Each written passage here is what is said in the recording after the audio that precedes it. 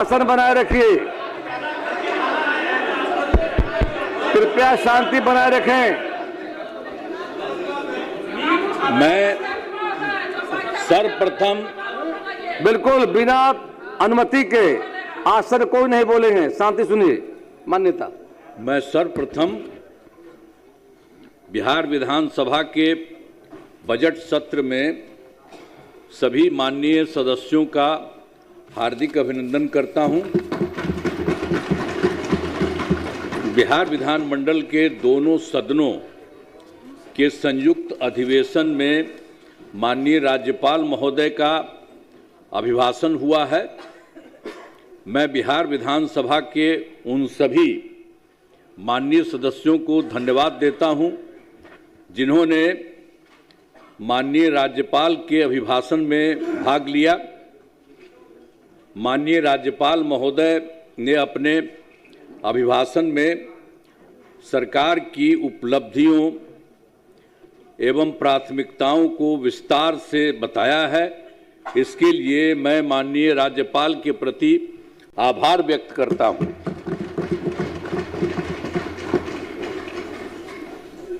आप सब जानते हैं कि 24 नवंबर 2005 को पहली बार एनडीए की सरकार बनी थी। तब से राज्य में कानून का राज है और हम लगातार विकास के काम में लगे हुए हैं। याद है ना पहले क्या स्थिति थी? पहले बहुत बुरा हाल था। लोग शाम के बाद घर से बाहर नहीं निकलते थे।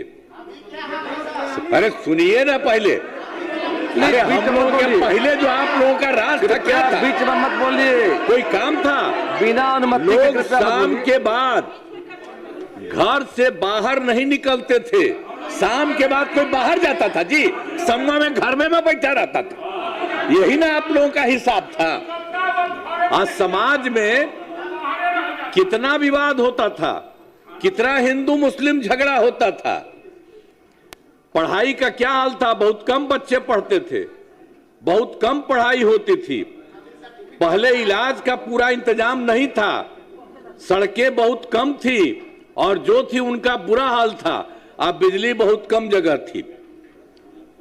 शुरू से ही बिहार के विकास का काम हो रहा। अब किसी प्रकार के डर एवं भय का वातावरण नहीं है।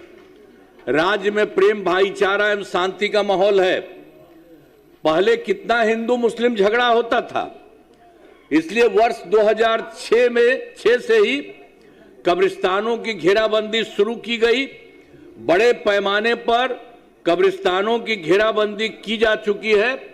अब कोई झगड़ा झंझट नहीं होता है। और उसके बाद भी वर्ष 2016 में 16 से 60 वर्ष से पुराने हिंदू मंदिरों की घेराबंदी की गई, जिससे चोरी आदि की घटनाएं नहीं होती। ये सब जो गड़बड़ था वो सब हम लोगों की सरकार में शुरू में ही किया गया। 2006 में ही। हर बात में बोलने की जरूरत नहीं है। जब इन लोगों की तरफ से कुछ था नहीं तब 2006 से शुरू किया। अब बाद में फिर हम लोगों ने देखा कि उसको भी इधर उधर जाके कुछ थोड़ा बहुत शाम में करता था, तो हम लोगों ने 16 में भी ये सब काम किया। अब उसके बाद सर्वप्रथम शिक्षा के क्षेत्र में विशेष ध्यान दिया गया। हम लोगों ने बड़ी संख्या में नए स्कूल खोले और नियोजित शिक्षकों की बहाली की। लड़के लड़कियों के लिए पोशाक एवं साइकिल योजना चलाई। अब वर्ष 2023 से बिहार लोक सेवा आयोग द्वारा 2,58,000 सरकारी शिक्षकों की बहाली की गई। और वर्ष 2006 में उन लोगों को कर दिया था, पूछ रहे थे कि आप ही लोग कर लीजिए, तो 2006 से 3,68,000 नियोजित शिक्षक बने थे। और जब बाद में 2003 में इतना कर रहे थे, इसमें से भी कुछ लोग शामिल हुआ था। उसमें से बिहार लोक सेवा आयोग द्वारा 28,976 सरकारी शिक्षक बन गए। फिर सरकार ने तय किया कि नियोजित शिक्षकों को बीपीएससी की परीक्षा देने की जरूरत नहीं है, उन्हें मामूली परीक्षा लेकर सरकारी शिक्षक बनाया जाए। इसके लिए उन्हें 5 मौके तय किए। अब तक 4 परीक्षाओं का आयोजन हो चुका है। इसमें अब बाद में तो हम लोगों ने कर दिया कि जो बाकी था शुरू में कर दिए थे हम लोग। इसमें जो कुछ भी बिहार लोक सेवा आयोग द्वारा किए थे तो उसके चलते फिर बाद में कोई काम का मन कह दिया कि ये नहीं करेगा, उसके लिए अन्य प्रकार से हम लोगों ने करवा दिया। तो उसके लिए फिर सरकार ने तय किया नियोजित शिक्षकों को बीपीएससी की परीक्षा देने की जरूरत नहीं है, उन्हें मामूली परीक्षा लेकर सरकारी शिक्षक बनाया जाए। इसके लिए उन्हें 5 मौके तय किए। 5 मौका हम लोगों ने तय किया और उसमें से 4 परीक्षाओं का आयोजन हो चुका है, जिसमें 2,66,000 नियोजित शिक्षक पास हो गए हैं। अब केवल 73,000 शेष बच गए हैं, तो उन्हें 1 मौका और दिया जा रहा है। उसके लिए सब काम करने जितना भी संभव होंगे वो होगा। अब कुल मिलाकर सरकारी शिक्षकों की संख्या 5,24,000 हो गई है। और स्वास्थ्य सेवाओं में सुधार किया गया। पहले स्वास्थ्य व्यवस्था बहुत खराब थी। प्राथमिक स्वास्थ्य केंद्रों में इलाज के लिए प्रति माह मात्र 39 मरीज ही आते थे, यानी प्रतिदिन 1 या 2 मरीज आते थे। तो वर्ष 2006 से अस्पतालों में, ये पहले वाली बात है जो हम लोगों की सरकार बनी थी, उसके पहले वाली जो स्थिति थी उसके बारे में कह रहे हैं कि पहले स्वास्थ्य व्यवस्था बहुत खराब थी।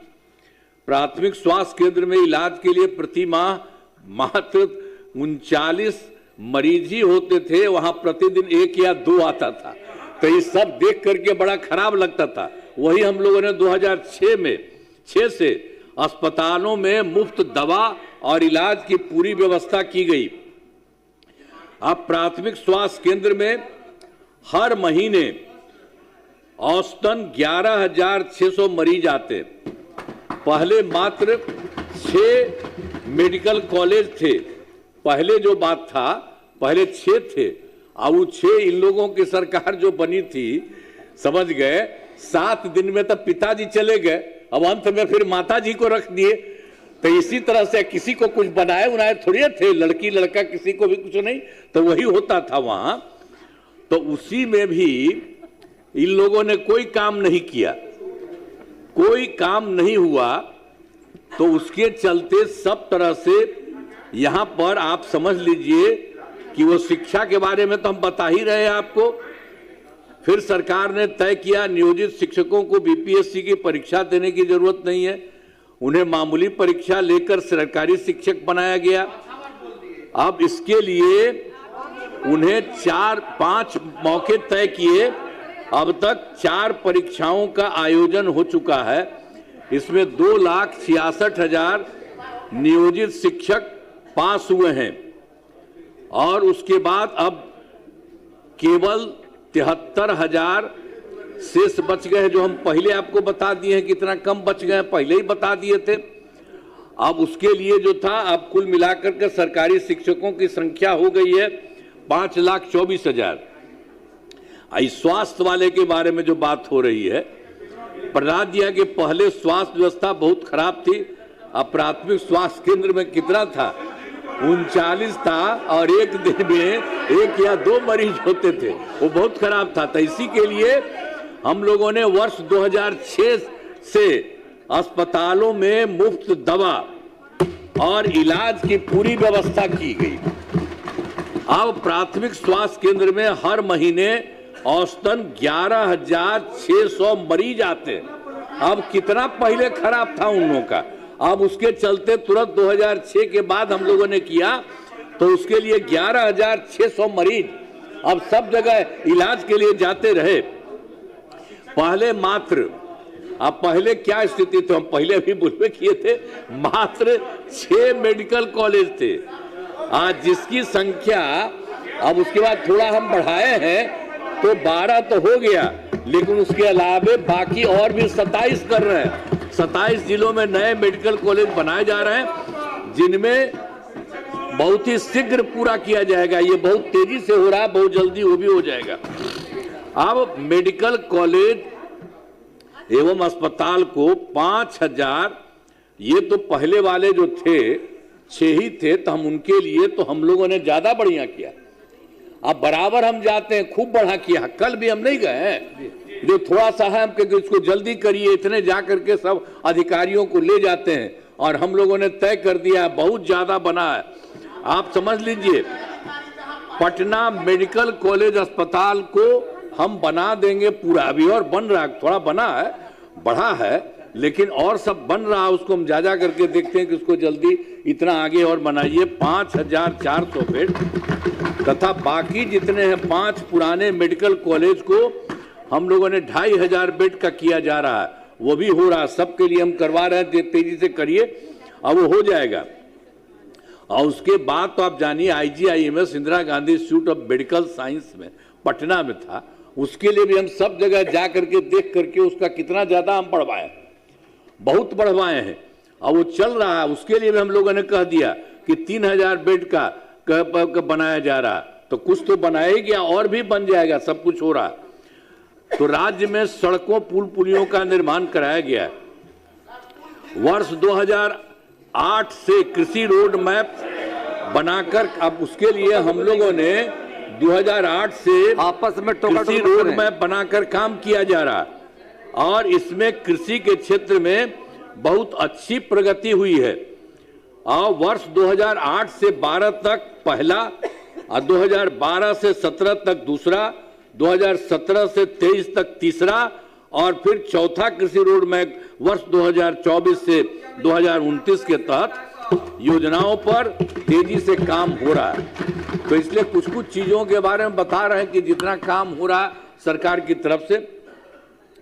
देखिए, वर्ष 2015 में 7 निश्चय के तहत हर घर नल का जल, हर घर शौचालय तथा टोलों को पक्की सड़कों से जोड़ने का काम किया। अरे भाई, इन लोग को ले लिए थे तो हम ही जो तैयार किए हुए थे, ये लोग आए थे शुरू होने के लिए, हमने बता दिया कि यही काम है, आया इसी को फिर बना दिए थे।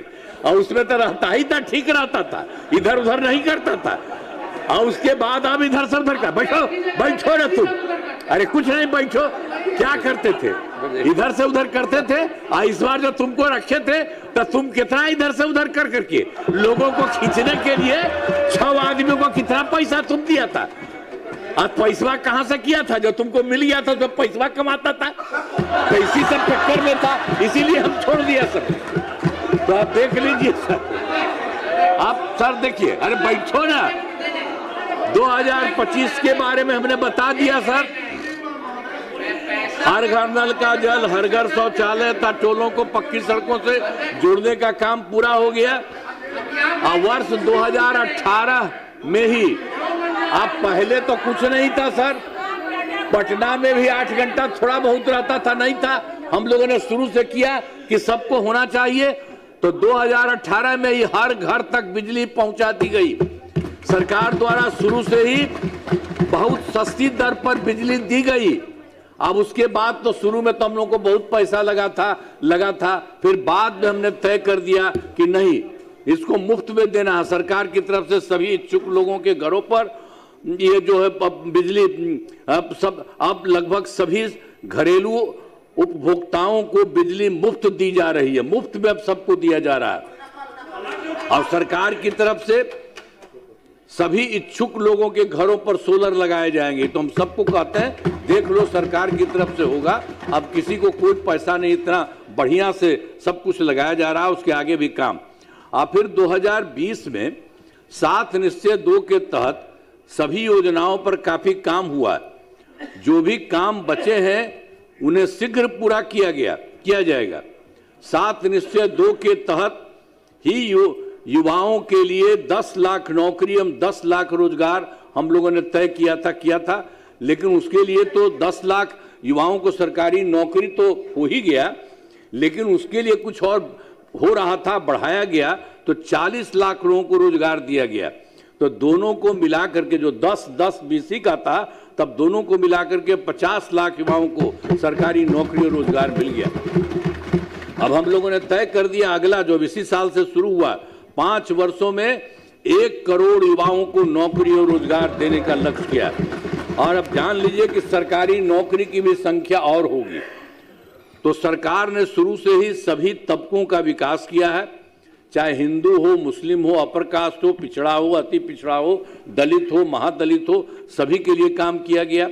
अब मुस्लिम समुदाय के लिए भी काफी काम किया गया। मदरसों को सरकारी मान्यता दी गई एवं उनके शिक्षकों को अन्य सरकारी शिक्षकों के बराबर वेतन दिया गया। अब पहले वाले देते थे जी, पहले वाले नहीं कुछ देते थे, अब उनके लिए भी हम लोगों ने नहीं किया, एक एक काम किया है। और फिर सभी वृद्ध जनों, दिव्यांग जनों और विधवा महिलाओं को पहले हर महीने 400 रुपये पेंशन की राशि दी जाती है। अब जून 2025 में इसे बढ़ाकर 1100 रुपये कर दिया गया। पहले उन लोगों का 400 रखा था, अब बाद में अभी हम लोगों ने पिछले महीने उसको बढ़ा दिया, 1100 रुपया कर दिया गया। अब इससे 1 करोड़ 14 लाख लोगों को फायदा हो गया। अब महिलाओं के सशक्तिकरण के लिए काफी काम किया है। 2006 में पंचायती राज संस्थाओं एवं 2007 में नगर निकायों में महिलाओं के लिए 50% आरक्षण की सुरक्षा के शुरू में ही किया। 2006 में ही हम लोगों ने इसके लिए पंचायती राज संस्था का, 2007 में नगर निकाय महिलाओं का, और उसके लिए हम लोगों ने तय किया था कि वो 50% महिलाएं रहेंगी। तो मतलब महिला 50% और 50% पुरुष, ये सब कर दिया गया। वही सब से शुरू हुआ है, शुरू से ही हर प्रकार से एक एक तरह से काम हर तरह से किया गया है। और उसके अलावे सब तरह से वही जो कुछ भी होगा तो आप समझ लीजिए वर्ष 13 में पुलिस में 35% का आरक्षण दिया गया, शुरू में बहुत अच्छा दिया गया है। और वर्ष 2016 में महिलाओं को सभी सरकारी नौकरियों में 35% का आरक्षण दिया गया है। पहले बिहार में स्वयं सहायता समूह तो पूरे देश में सब दिन के लिए था। तो हम लोग जब केंद्र में रहते थे तो देखते थे, बड़ा अच्छा था। जब यहीं पर जब हम लोगों की सरकार बनी जाके देखे तो उसमें देखे बहुत कम था। तो इसी के लिए हम लोगों ने वर्ष 2006 में ही विश्व बैंक से कर्ज लेकर राज्य में स्वयं सहायता समूह का गठन किया, जिसे जीविका नाम दिया है। जीविका दीदियां उसको हम लोगों ने कर दिया है। अब उसके लिए समझ लीजिए कि अब स्वयं सहायता समूह की संख्या में जीविका दीदियों की संख्या 1 करोड़ 40 लाख हो गई और उसका शहरी क्षेत्र में नहीं था। तो 2024 से शहरी क्षेत्रों में भी स्वयं सहायता समूह का गठन किया, जिसमें जीविका दीदियां हो गई। अब इतना जो किए हैं उसमें 4,34,000 जीविका दीदियां हैं और इसका गठन और लगातार से जारी चल रहा है। तो इतना ज्यादा हो रहा है। अब बिहार के विकास में केंद्र सरकार का पूरा सहयोग, अब देखिए जिस तरह से केंद्र सरकार ने पूरा का पूरा बिहार को सहयोग दिया है। अब आप जान लीजिए जुलाई 2024 के बजट में बिहार को विशेष आर्थिक सहायता के रूप में सड़क, उद्योग, स्वास्थ्य, पर्यटन, बाढ़ नियंत्रण के लिए बड़ी राशि देने की घोषणा की गई 2024। अब फरवरी 2025 के बजट में बिहार में मखाना बोर्ड, एयरपोर्ट की स्थापना, पश्चिमी कोसी नहर के लिए वित्तीय सहायता आदि की घोषणा की गई है। और वर्ष 2018 से देश के कुछ राज्यों में खेलो इंडिया यूथ गेम्स का आयोजन हुआ था और पिछले वर्ष खेलो इंडिया यूथ गेम्स का आयोजन बिहार में किया गया, जो गौरव की बात है। तो इन सब के लिए आदरणीय प्रधानमंत्री श्री नरेंद्र मोदी जी का मैं नमन करता हूं। और वो लगातार, आदरणीय प्रधानमंत्री जी भी कई बार बिहार आए हैं तथा उनके द्वारा विकास कार्यों का शिलान्यास और शुभारंभ किया गया है। इन सभी योजनाओं पर अब तेजी से काम हो रहा है।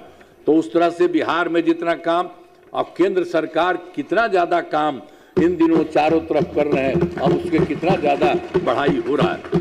तो अगले 5 वर्षों 2025 से 30 में विकास की गति को और तेज करने के लिए 7 निश्चय 3 जो हम लोगों ने कहा इस बार के लिए का गठन किया है, जिसमें कई काम किए जाएंगे।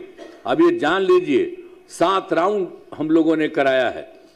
तो पहला है दोगुना रोजगार दोगुनी आय।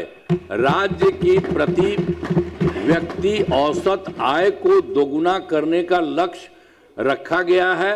कुछ पहले से भी काम हुआ है तथा इसके लिए मुख्यमंत्री महिला रोजगार योजना के तहत हर परिवार की एक महिला को 10,000 रुपये दिए गए हैं।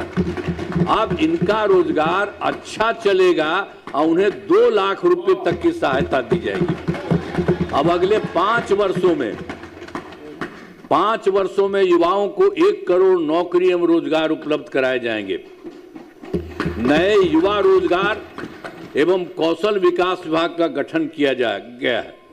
और दूसरा है समृद्ध उद्योग और सशक्त बिहार। अगले 5 वर्षों में उद्योग लगाने पर पूरा जोर दिया जाएगा। सभी जिलों में औद्योगिक क्षेत्र की स्थापना की जाएगी। नए बड़े उद्योगों के लिए मुफ्त भूमि एवं अनुदान दिया जा रहा है। अब पुरानी बंद चीनी मिलों को चालू किया जाएगा। और तीसरा है कृषि में प्रगति, प्रदेश की समृद्धि। कृषि विकास का काम और आगे बढ़ाया जाएगा। एक नए बिहार राज्य विपणन प्राधिकार की स्थापना की गई है। अब पखाना, डेयरी एवं मछली पालन के क्षेत्र में विशेष जोर दिया जाएगा। और चौथा है उन्नत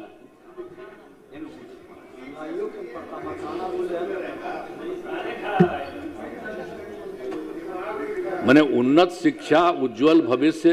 राज्य में शिक्षा को बढ़ावा देने के लिए प्रत्येक प्रखंड में आदर्श विद्यालय एवं डिग्री कॉलेज खोला जाएगा।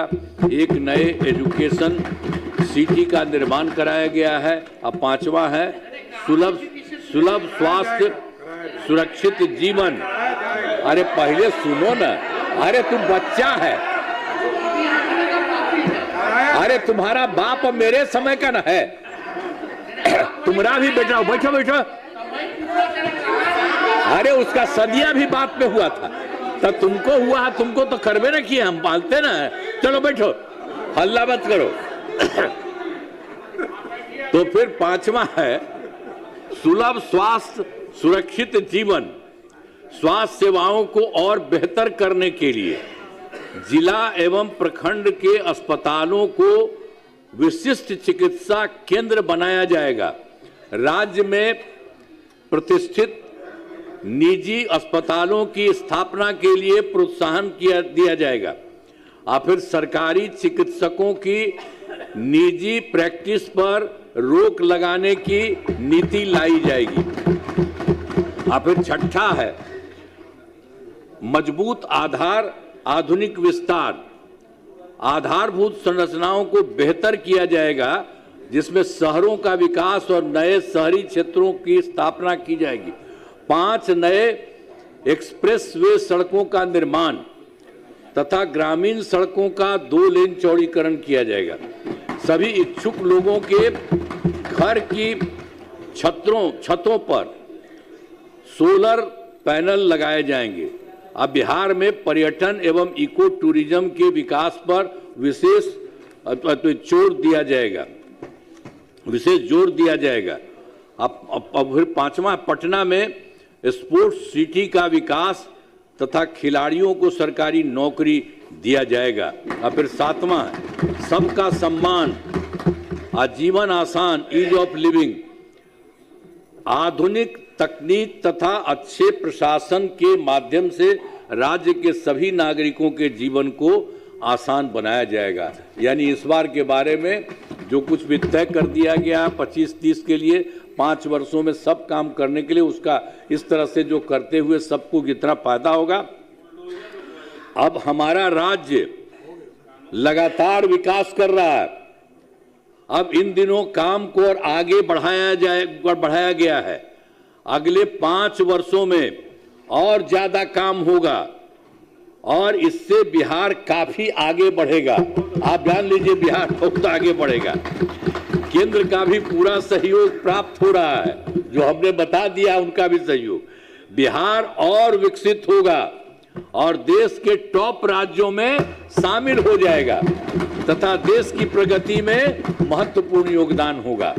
अब जान लीजिए बिहार देश का कुछ ही राज्य है, उसी तरह से बिहार अब बहुत ज्यादा विकसित हो जाएगा। अब चारों तरफ देखते हैं आने जाने का क्या सुविधा है। कितना लोगों को मिल रहा है नौकरी। आप ही लोग अब ठीक है ना, सब जगह मिल रहा है सबको। और बैठो ना यार, काहे ना कर रहे हो? क्या जानता है तुम्हें? अरे बैठो, अरे ध्यान से सुनो, कुछ नहीं है तुम लोगों का, प्लीज कुछ पता है, बिना अनुमति के नहीं बोलिए। ध्यान लो। अब उसके बाद अब मैं अनुरोध करता हूं कि माननीय राज्यपाल महोदय के अभिभाषण के लिए उनके प्रति धन्यवाद का प्रस्ताव सदन सर्वसम्मति से पारित करें। उन्होंने जो बोला है और देख लीजिए उन्होंने जितनी बात बोली है। अरे बैठो ना हो, अरे बैठिए प्लीज। आप क्यों बीच से बोलते हैं? हर बात पे खड़ा होना जरूरी है। संजय जी, संजय बाबू, ये जो उन्होंने किया कृपया शांति बना रखें। तो उसमें भी बहुत सारी बातों का उन्होंने बता दिया है। अब ये जान लीजिए बिहार बहुत आगे बढ़ेगा और देश में कुछ ही लोग हैं, उसी तरह से बिहार होगा और पूरे बिहार में यहाँ जो काम होता है और केंद्र सरकार का सहयोग मिलता है, मिल करके बहुत आगे बढ़ेगा। तो इन्हीं शब्दों के साथ उनके माध्यम से जो बात हुई है, हमने भी कुछ बातें आपको बता दी है कि ये सब हो रहा है। तो उन्होंने जो कुछ भी कहा है बहुत अच्छे ढंग से कहा। इन्हीं शब्दों के लिए मैं उनका नमन करता हूं और आप सब लोगों को मैं बधाई देता हूं। आप सबका अब एक दू को इधर उधर कहला बोलते हैं। अरे सब बढ़िया हो रहा है और सबको फायदा होगा, ऐसा थोड़ी है। हम लोग पूरे बिहार का सबका फायदा करते हैं। तो आप लोगों का भी घरवा है तो हम लोगों की तरफ से फायदा नहीं होगा, सबको फायदा होगा। इसलिए चुपचाप रह, अब इधर उधर मत जाओ, शांत रहो। इन्हीं शब्दों के साथ मैं अपनी बात समाप्त कर रहा हूं।